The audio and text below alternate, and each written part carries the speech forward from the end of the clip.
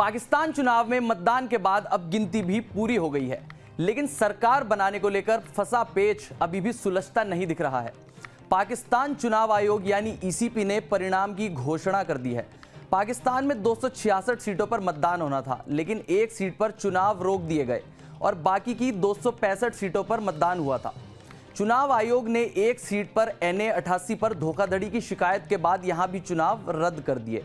बची हुई 265 सीटों में से इमरान खान की पार्टी PTI यानी पाकिस्तान तहरीक इंसाफ के समर्थित उम्मीदवार सबसे ज्यादा संख्या में जीते हैं। इनकी जीत का आंकड़ा 93 है। दूसरे नंबर पर नवाज शरीफ की पाकिस्तान मुस्लिम लीग नवाज यानी PMLN है। इसने 75 सीटें जीती हैं। तीसरे नंबर पर बिलावल जरदारी भुट्टो की पाकिस्तान पीपल्स पार्टी यानी PPP है। इसके हाथ 54 सीटें लगी हैं। चौथे नंबर पर मुत्ताहिदा कौम मूवमेंट पाकिस्तान यानी MQMP है। इसको आम चुनाव में 17 सीटें मिली हैं। गैर PTI सपोर्टर निर्दलीय 7 हैं। JUIF के पास 4 सीटें हैं। PML के पास 3 सीटें हैं। IPP और BNP के पास 2-2 सीटें हैं।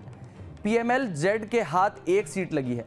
इसके अलावा MWM, PNP, बपिस्ता, BKMAP और NP के पास 1-1 सीटें हैं।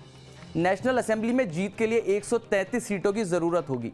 इस आंकड़े से सभी पार्टियां दूर हैं। अगर PTI के सपोर्टर्स अन्य निर्दलियों और तमाम छोटी पार्टियों का आंकड़ा मिला लिया जाए तो गिनती 133 के पास पहुंचती है।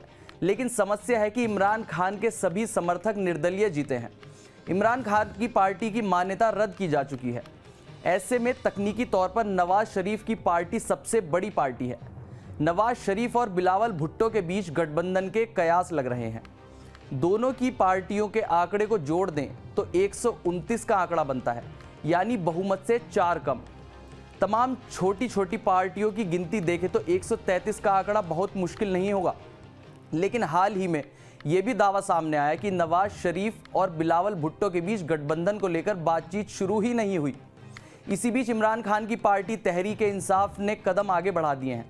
पार्टी के चेयरमैन बैरिस्टर गौहर खान ने नेशनल असेंबली में सर्वाधिक सीटें जीतने का दावा किया और घोषणा की कि उनकी पार्टी केंद्र और पंजाब में सरकार बनाएगी। बता दें कि चुनावों से पहले चुनाव आयोग ने तहरीक इंसाफ पार्टी की मान्यता खारिज करते हुए उसके चुनाव चिन्ह बैट को रद्द कर दिया था। उनके सभी उम्मीदवार निर्दलीय मैदान में उतरे थे। पाकिस्तान के चुनाव नियमों के मुताबिक सभी चुने गए निर्दलीय प्रत्याशियों के पास नतीजे घोषित किए जाने के 3 दिनों के भीतर किसी भी पार्टी में शामिल होने का मौका नहीं होता है। उसके बाद उनकी सदस्यता बतौर निर्दलीय ही बनी रहती है। इसे देखते हुए पाकिस्तान तहरीक इंसाफ ने संकेत दिए हैं कि जीतने वाले इसके सभी निर्दलीय प्रत्याशी विधानसभाओं में एक छोटी पार्टी में शामिल हो सकते हैं और सरकार बनाने की पेशकश कर सकते हैं। लेकिन पाकिस्तान की सेना नवाज शरीफ के पक्ष में है। तमाम जानकारों का दावा है कि पाकिस्तान में किसी भी सरकार को बनाने में सेना की परोक्ष भूमिका रहती है।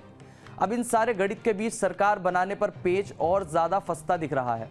ये खबर लिखी है हमारे डेस्क के सहयोगी अपूर्व श्रीवास्तव ने। मेरा नाम है वंश और ऐसी ही बड़ी देश दुनिया की खबरों के लिए देखते रहिए न्यूज़ नेशन।